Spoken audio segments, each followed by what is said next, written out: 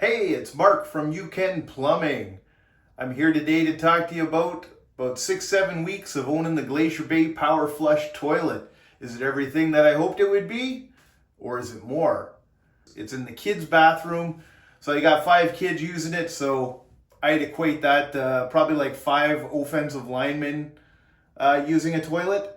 And let me tell you, the toilet has actually lived up to its hype. It is unbelievable how well it clears all the waste out of it and cleans the bowl every time.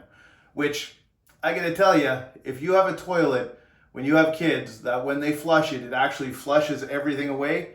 Because I'd say with 5 kids, it probably gets flushed every like 3rd person that uses it. I hate to say that, but I'm pretty sure that average might even be low because there are boys using it, not just girls. So with that being said, the toilet has performed amazingly well. Haven't had any issues with it. It flushes every time, full flushes, and it takes care of everything. The kids said it's very comfortable. It's a nice toilet to use. It's the comfort height toilet, which is something I recommend everybody buy. It's that way you're not sitting there in a huge squat. If you want that, they sell squatty potties. So get one of those.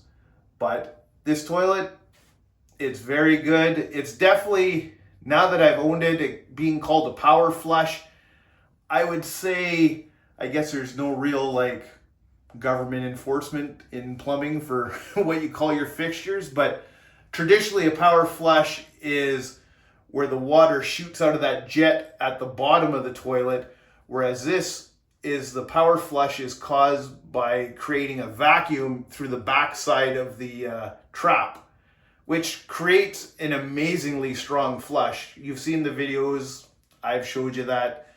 So I would say at this point of ownership, I'll do another one in November sometime once we've really had it for a while. But I would say at this point, 100% I recommend you buy this toilet.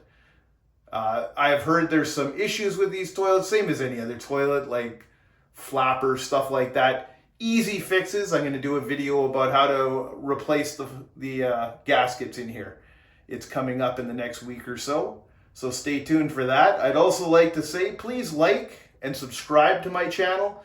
I'm hoping as soon as we get monetized, which means we need subscribers, I'm going to start giving back to you.